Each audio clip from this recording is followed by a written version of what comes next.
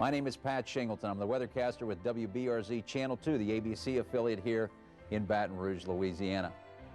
Every great story has a beginning, a middle, and an end. Well, the end's usually the toughest part to write in that it has to bring some finality to the overall body of work. Pat's body of work at WBRZ spans 39 years, 3 months, and now 4 days. Tens of thousands of forecasts, millions of dollars raised for charities, countless smiles, jokes, and so many lives touched. Well, tonight we reflect on what you might not know about Pat, how this journey began, and how he's accomplished his daily mission of one good deed. But let's have some fun. This story begins in 1977. Plaid was in, sport coat lapels were massive. Star Wars had just debuted, Dancing Queen was atop the charts, and an unknown 27-year-old from western Pennsylvania, a Yankee as many people refer to him as, pulled into town to start what he assumed to be a short-lived stint in the Bayou State. That's the end of summer. The autumn leaves are falling. It looks like a beautiful, beautiful weekend, especially for football. His forecasts were wild and hilarious when the weather was nice, creative and informative when it wasn't. And he often showcased a theme of the day with these elaborate costumes. All right, happy St. Patty's Day to you today. Hey, here's that 10 o'clock forecast for you. For better or worse, he was the talk of the town, so much so a consulting firm's market research revealed what viewers in South Louisiana thought about Pat. He is crazy. He makes you enjoy the weather, whether it's good or bad. And how about this? What an old yo-yo. But I tell you what, I bet a lot of people watch him. And then in February of 1979, Pat married the love of his life, Maven Keene. That first stitch into the fabric of what has held this boisterous personality in Baton Rouge ever since. But just months later, opportunity came a-knocking, and Pat ran just right toward it. Pat Shingleton. The chance to check off another career benchmark he believed at that time was paramount, returning to his hometown of Pittsburgh. It is lousy outside, but the weather in here is absolutely delightful. That's the way. I like it. That particular system is continuing to edge its way across the Keystone State. It looks like... But while the paycheck was in Pittsburgh, you can see Maven there at the bar. His heart was still in Baton Rouge.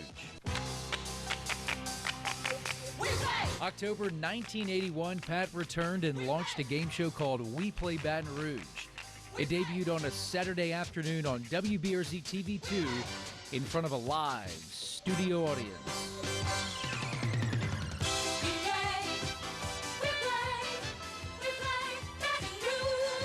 It was that freedom to think big and act bold that brought Pat a whole new level of excitement. More than 100 episodes ordered. WBRZ and the Manship family said yes to this. Yes to that. That's Hotline After Dark, a live late-night talk show. The meteorite that you find in your yard. On Sports Talk, we always welcome Gus Piazza. But they didn't always say yes, good job, when Pat, amongst others, would push the limits of what can be said and done on broadcast TV. You hear that, Pat? Warmer in here than in the... I heard that, Terry. I'm coming, Tanya. Back to you guys. Here we go.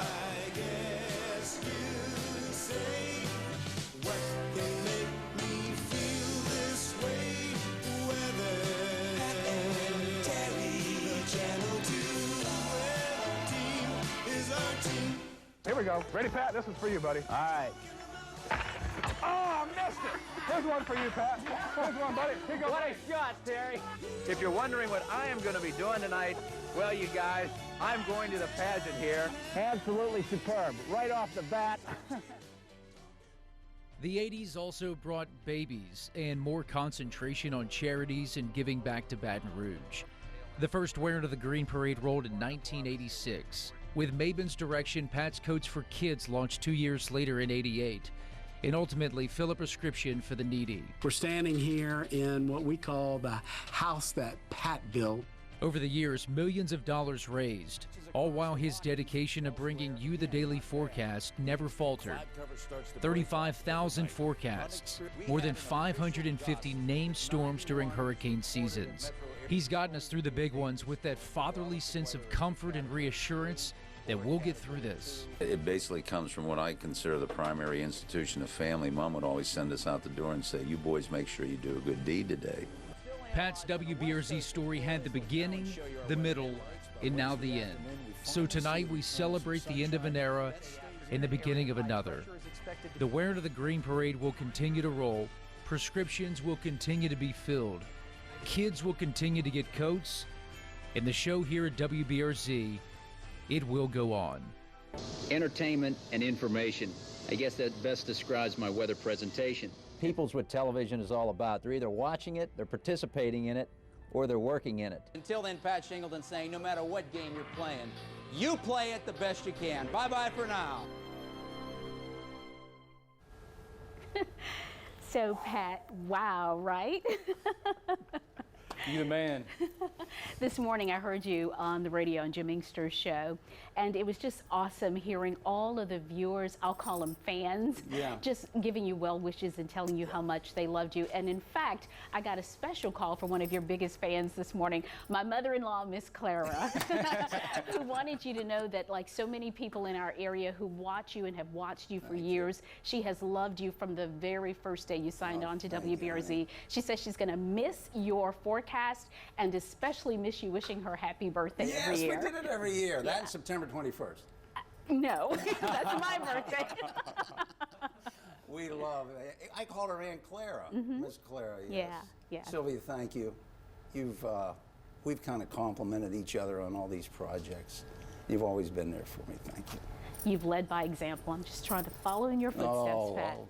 You know, you have the touch as well. Lots of heartbeats. Thank you, Pat. We love you. Love you too. I feel like we're the lucky ones. I still get to see you whenever I want. Yes. But just please call first before showing up, okay? Promise? Yes. Okay. Hey, Mike, thank you for that. Yeah. It was fun to put together. Heck of a job there. Now I know why Pat was so always disappointed in my delivery when I first started, because he was so good. I hadn't seen all the clips. Pat, just like everyone else has said, you know, I mean, you've been their weatherman for most of their lives, and you've been the one consistent person on air since I started here back in 1997. Wow. I thought about that last night.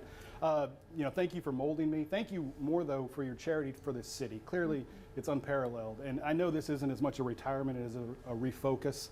I know you'll dedicate your energies to Christ and your family like you always have. Yes, thank you.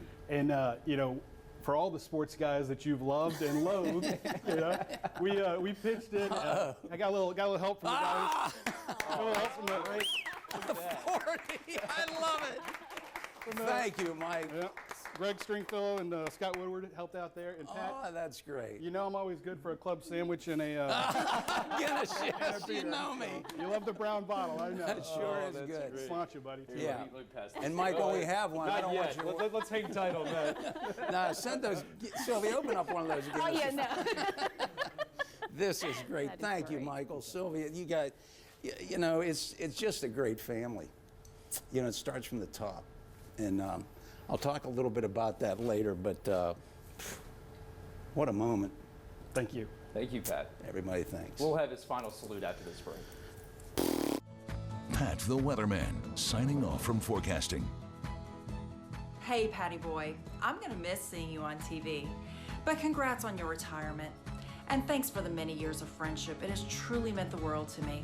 Anyway, I love you, and I hope to see you soon.